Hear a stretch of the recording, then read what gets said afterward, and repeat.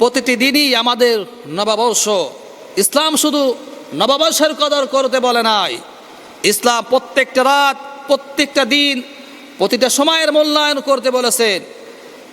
ইসলাম শুধু একটা নির্দিষ্ট সময়কে নির্ধারণ করে দেয় নাই, ইসলাম 24টা ঘন্টা, প্রত্যেকটা মুহূর্ত আমাদেরকে নির্দেশ দিয়েছে যে প্রত্যেকটা সময় তোমাদের কাছে নতুন। যুগে যেইভাবে নওরোজ নতুন দিন পালন করত, একদিন ইমাম আবু হানিফা রহমতুল্লাহি আলাইহির দাদা হযরত আলী রাদিয়াল্লাহু তাআলা আনহু এর দরবারে একদিন গেলেন। নওরোজ নতুন বর্ষ দিন, বছরের প্রথম দিন ইমাম আবু হানিফা রহমতুল্লাহি আলাইহি এর দাদা কিছু হাদিয়া নিয়ে ইমাম হযরত আলী রাদিয়াল্লাহু তাআলা আনহু এর দরবারে গেলেন। হযরত আলী রাদিয়াল্লাহু তাআলা আনহু তাকে জিজ্ঞাসা করলেন কারণটা কি। তখন তিনি তাকে বললেন, আজকে হচ্ছে আমাদের নওরোজ, আইয়ামে জাহেলিয়াতের যুগে আমরা এই উৎসব পালন করতাম। তখন হযরত আলী রাদিয়াল্লাহু তাআলা আনহু তাকে বললেন, তুমি ইসলাম ধর্ম গ্রহণ করেছো, মুসলিম হয়েছো। আমাদের প্রতিটা সময়, প্রতিটা মুহূর্ত, প্রতিটা রাত, প্রতিটা সকাল, প্রতিটা বিকাল, সব কিছু আমাদের জন্য নওরোজ, সব কিছু আমাদের জন্য নতুন দিন। নির্দিষ্ট সময়কে নির্ধারণ করা হয় নাই, প্রত্যেকটা সময়কে তোমাকে মূল্যায়ন করতে হবে এবং আমল করতে হবে ইহকাল এবং পরকালীন জীবনের জন্য। আমাদের সময়কে মূল্যায়ন করতে হবে, সময়কে, কারণ আমাদের সময়টা হচ্ছে এমন একটা গুরুত্বপূর্ণ অংশ দুনিয়া এবং আখিরাতের সফলতার জন্য। এই সময়টাকে মূল্যায়ন করতে হবে। এই সময়টা যদি মূল্যায়ন করা সম্ভব হয়, তাহলে ইহকাল এবং পরকালীন জীবনের সফলতা লাভ করা সম্ভব হবে। আমাদের সময়টা হচ্ছে বরফখণ্ডের মতো। একজন কবি আমাদের সময়টাকে বরফখণ্ডের সঙ্গে তুলনা করেছেন। আমাদের সময়টা বরফখণ্ডের মতো আস্তে আস্তে গলে গলে শেষ হয়ে যাচ্ছে। যদি এই সময়টা যদি মূল্যায়ন করতে না পারি, বরফখণ্ড যেমন আস্তে আস্তে গলে তার মূল উপাদান শেষ হয়ে যায়, ঠিক তদ্রূপ আমাদের এই সময়টা, আমাদের এই জীবনটা আস্তে আস্তে এক সময় শেষ হয়ে যাবে। যদি মূল্যায়ন করতে না পারি, তাহলে ইহকাল এবং পরকালীন জীবনে আমাদের সফলতা লাভ করা সম্ভব হবে না। এজন্য এই সময়টাকে আমাদের মূল্যায়ন করতে হবে। এই পহেলা বৈশাখে যারা অভিভাবক, তাদের কর্তব্য, দায়িত্ব এবং কর্তব্যটা কি? আল্লাহ রাব্বুল আলামিন সূরাতুত তাহরীমের ভিতরে আল্লাহ তাআলা বলেন, ইয়া আইয়ুহাল্লাযীনা আমানু ও আনফুসাকুম ওয়া আহলিকুম নারা وقودها الناس والحجارة عليها ملائكة غلاظ شداد لا يعصون الله ما أمرهم ويفعلون ما يؤمرون। আল্লাহ রাব্বুল আলামিন বলেন, হে ঈমানদারগণেরা, নিজে জাহান্নামের আগুন থেকে বাঁচো, হাল যারা আছে তাদেরকেও জাহান্নামের আগুন থেকে রক্ষা করো। কারণ জাহান্নামের জ্বালানি হবে, ইন্ধন হবে মানুষ এবং পাথর। ওয়াকুদুহান নাস ওয়াল হিজারাতু আলাইহা মালাইকাতুন গিলাদুন শিদাদুল লা ইয়াসুনাল্লাহ।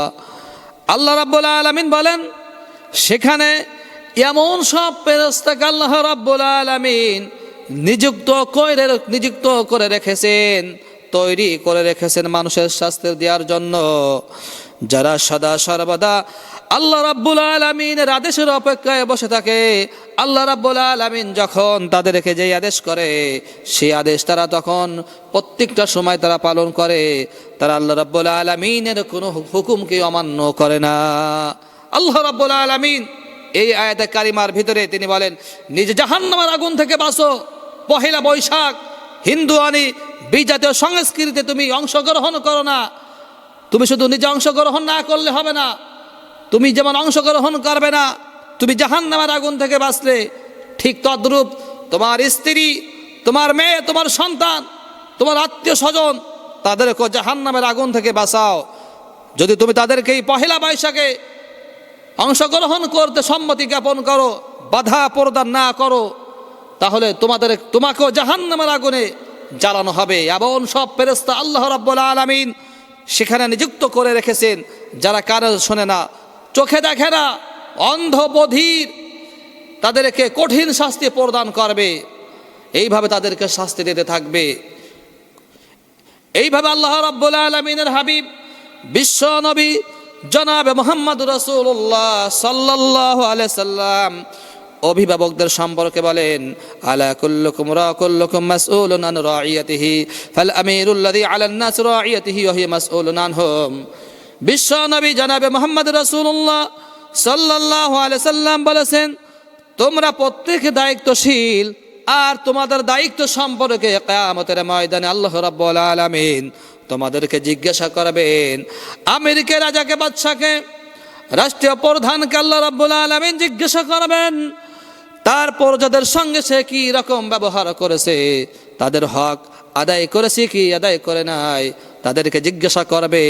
এইভাবে আর রাজুল রাঈ আলা বাইতি আহলিহি, একজন পুরুষ ব্যক্তিকে তার পরিবারের যারা আছে, তার স্ত্রী, তার সন্তান, তার ছেলে মেয়ে, তার অধীনস্থ যারা আছে, তাদের সম্পর্ক জিজ্ঞাসা করা হবে।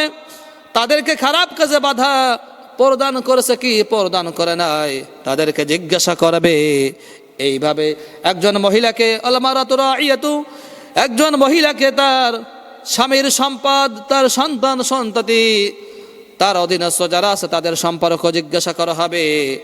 শুধু তাকেও নয়, এবং এরপর বিশ্বনবী আরো বলেন, আলা আব্দু, একজন রাখালকে তার মালিকের সম্পদ, তার দায়িত্বে, তার অধীনস্থ যা কিছু ছিল সেই সব সম্পর্ক জিজ্ঞাসা করবে। তার হক সঠিকভাবে আদায় করেছে কি আদায় করে নাই, তাকেও জিজ্ঞাসা করা হবে। বিশ্বনবী বলেন, তোমরা প্রত্যেকে দায়িত্বশীল, তোমাদের এই দায়িত্ব সম্পর্কে কিয়ামতের ময়দানে আল্লাহ রাব্বুল আলামিন তোমাদেরকে জিজ্ঞাসা করবেন।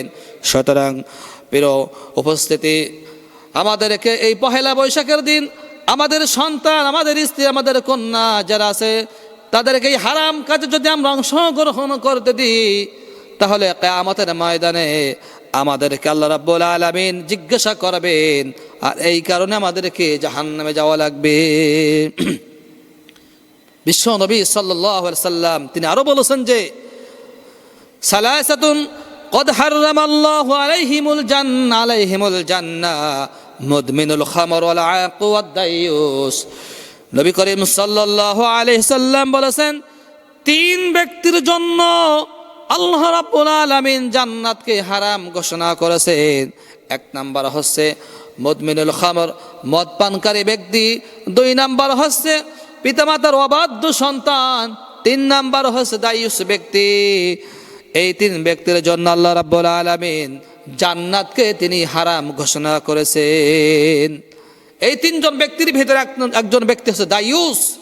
দায়ুসের পরিচয়, দায়ুস হচ্ছে এমন ব্যক্তি যে নিজে গুনাহ কাজ করে না, যে ব্যক্তি 5 ওয়াক্ত নামাজ, রোজা, হজ, যাকাত, দান, সদকা সব কিছু করে, এই নামাজি ব্যক্তি, এই হাজী সাহেব, এই সদকাকারী ব্যক্তি সব সময় ভালো কাজ করে, অথচ তার স্ত্রী বেপরদায় ঘোরাফেরা করে, তার কন্যা সন্তান বেপরদায় ঘোরাফেরা করে, পহেলা বৈশাখে বন্ধুদের নিয়ে পার্কে যায়। কিন্তু এই নামাজি ব্যক্তি, এই হাজী সাহেব ব্যক্তি 5 ওয়াক্ত নামাজ পড়ে কপাল কালো করে ফেলেছে। যদি এই হাজী সাহেব ব্যক্তি, এই নামাজি ব্যক্তি তার কন্যা সন্তানকে, তার স্ত্রীকে এই বেহায়াপনা, বেজাতীয় বদ্দিন সংস্কৃতি অনুষ্ঠানে অংশগ্রহণ করতে দেয়, বাধা প্রদান না করে, নিষেধ না করে, এই নামাজি ব্যক্তি, এই হাজী সাহেব ব্যক্তি হচ্ছে দায়ুস। আর এই ব্যক্তির জন্য, এই দায়ুসের জন্য আল্লাহ রাব্বুল আলামিন জান্নাতকে তিনি হারাম ঘোষণা করেছেন। 5 ওয়াক্ত নামাজ পড়লেন, দান সদকা করলেন, এত কষ্ট করলেন, তারপরেও আপনাকে জাহান্নামে যাওয়া লাগবে। এজন্য নিজে আগে জাহান্নামের আগুন থেকে বাঁচতে হবে। আর একজনের জন্য আপনি এত কষ্ট করলেন, আর যদি আপনার সন্তানের জন্য, আপনার স্ত্রীর জন্য জাহান্নামে আপনাকে যাওয়া লাগে কিয়ামতের ময়দানে, এই সন্তান, আপনার কলিজার টুকরা সন্তান আপনার পরিচয় দেবে না, আপনার স্ত্রী আপনার পরিচয় দেবে না। এদের কারণে এত কষ্ট করে কেন জাহান্নামে যাবেন? এদেরকে এই খারাপ কাজে অংশগ্রহণ করতে দিবেন না।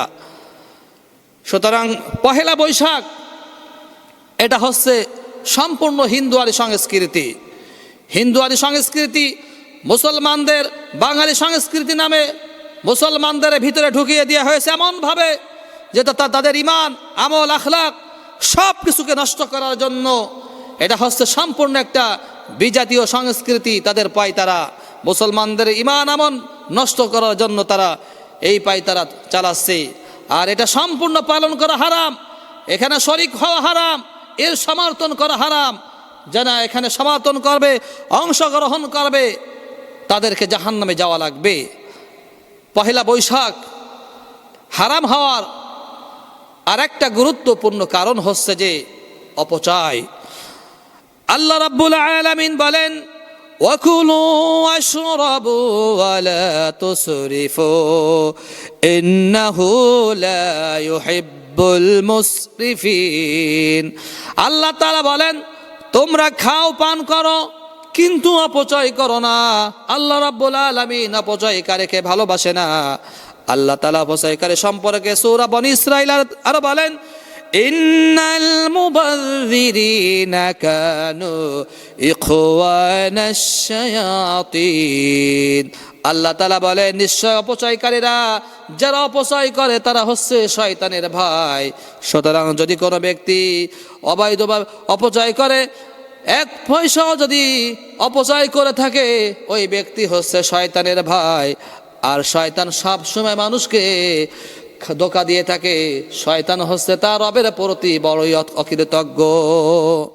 পহেলা বৈশাখে এমন অপচয় করা হয় যে ইসলামে ব্যক্তির সৌন্দর্য হচ্ছে যে সে অনর্থক কাজ এবং অপচয় থাকে সে নিজেকে বিরত রাখবে, এটাই হচ্ছে ব্যক্তির সৌন্দর্য। কিন্তু পহেলা বৈশাখে এমন অপচয় করা হয় যে এক প্লেট পান্তা ভাত আর এক টুকরা ইলিশ এর দাম এত বৃদ্ধি করা হয় যে 100 টাকা থেকে শুরু করে হাজার হাজার টাকা পর্যন্ত বৃদ্ধি করা হয় পহেলা বৈশাখে। আর মানুষ নির্দ্বিধায় পহেলা বৈশাখে পান্তা ভাত খায়, ইলিশ মাছ খায়। এটা হচ্ছে হিন্দুদের সংস্কৃতি। তারা কার্তিকে রান্না তাদের একটি উৎসবে এটা ছিল, এজন্য এটা হারাম। চৈত্রে রান্না করে বৈশাখ মাসে খাওয়া, এটা হচ্ছে হিন্দুদের সংস্কৃতি। আর এই কারণে আল্লাহ রাব্বুল আলামিন এই উৎসবকে হারাম ঘোষণা করেছেন। আল্লাহ পাক রব্বুল আলামিন আমাদের সবাইকে এই পহেলা বৈশাখ উদযাপন করা থেকে সকলকে দূরে থাকার তৌফিক দান করুক, আমিন। ওয়া আখিরু দাওয়ানা আলহামদুলিল্লাহি রাব্বিল আলামিন।